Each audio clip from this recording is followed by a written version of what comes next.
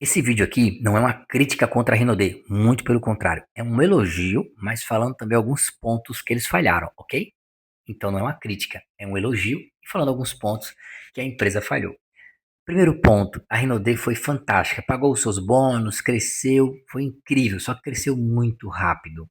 E às vezes crescer rápido demais atrapalha a logística, o envio, a entrega, a construção de franquias. Então se você cresce demais, você também se atropela. Foi o que aconteceu um pouco com a Rinode. Outro ponto, além da logística, além desses pontos iniciais que eu já falei aqui, um ponto importante, Rinode mudava muito de plano, gente. Mudou muito o plano, muito. Claro, teve lideranças que devem ter dado alguma ideia, o presidente também mudou muito o plano, indo nessas ideias, ou sozinho, não sei. Isso aí é uma coisa deles à parte. Mas a mudança de plano acaba com a empresa, no sentido de crescer o multinível. As vendas continuaram, a empresa está incrível, está grande ainda, tem muitos consultores, mas o marketing de rede não escalou como deveria depois de um tempo. Por quê? Mudou muitos planos e quando mudou, sempre pagou um pouco menos. Isso não é bom, né? Se você ganha 200k por mês, aí no próximo plano você ganha 120, você não vai ficar feliz. Você vai buscar outra empresa. Então teve muita migração de líderes grandes, porque a empresa começou a mudar o plano, mudar o plano, mudar o plano. Por quê? Com certeza, no início, ela não criou um plano que durasse 10 anos, ou 15 ou 20. Ela ficou evoluindo plano, plano, plano. Empresa mundial já não é assim. Ela já calcula o plano com base no mundo. Exemplo, uma empresa mundial pensa da seguinte forma: se entrar aqui na minha empresa 10 países, vai dar quantas mil pessoas? Quanto será o bônus? Esse é o primeiro foco. E se o mercado evoluir, se tiver guerra, se o produto baixar de preço, se o produto aumentar de preço, se tiver crise, o que eu faço? Então é isso que uma empresa grande mundial pensa antes de fazer o plano.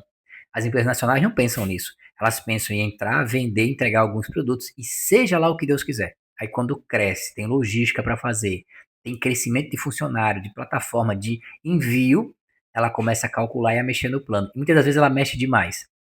E aí mata o negócio de vez. A Renaudet não morreu no multinível totalmente.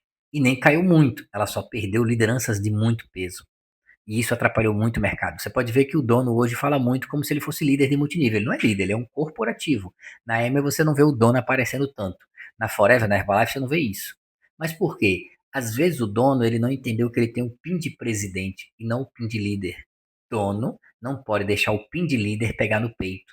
Porque aí ele vai querer mostrar plano, dar exemplo, ensinar, explicar o multinível que era para o líder fazer. E aí vem aquela briga de ego que dá muito nas empresas. Quando o dono acha que ele pode ser a rede, que ele pode ser o plano, que ele pode fazer tudo. Aí o negócio dá um problema, dá um blackout. Em algumas empresas acontecem isso, né? Mas aí é só briga de ego que depois pode se corrigir. O dono de empresa bom e verdadeiro, ele faz o quê? Ele pega seus líderes e deixa eles fazerem o trabalho, vai lá, conversa, alinha, coloca eles à frente. Quando vê que tá com problema, vai lá e conversa, resolve. Eu acho que isso acontece muito na Renaudet, porque ela ainda tá até hoje no mercado, né? Senão já tinha dado problema. Mas eu acho que um ponto fraco foi esse. O dono às vezes aparece muito mais que a própria liderança. Isso causa uma briga de ego, né? E ele, quando viaja, ele tem que viajar apresentando seus líderes principais. Hoje ele não consegue fazer isso. Eu vejo muitas viagens dele indo nas franquias sozinho. Não tem nenhum líder que ele destaca. Às vezes por receio, né? Por ter tanta mudança, tantos líderes foram embora. Mas muitos foram porque o plano mudou. Enquanto o plano estava favorável ao líder, ele ficou. Quando o plano ficou desfavorável, ele saiu. E tem líder que tem rede muito grande, ele não quer que o bônus dele caia. Ele também não quer que a base ganhe mais ou menos, fique naquilo. E a empresa às vezes quer mexer, e aí tem aquelas pequenas discussões, né? De corporativo com liderança, base, e você sabe como é que é. Isso é o que acontece nas empresas. Mas a Renaudet continua gigante. O produto é muito bom, o plano não é tão interessante assim, obviamente, né? Mas dava para ser um plano interessante. A questão é que eles não criaram um plano sólido que se consolidasse o mesmo por 5, 20 anos. Esse foi o ponto principal. Pode observar que é uma das falhas que a empresa teve, porque hoje a logística é boa, o produto é bom, as franquias são maravilhosas, o atendimento é muito bom, os consultores são muito legais, tudo muito legal. É só o plano, é só ajuste de plano e entrar no marketing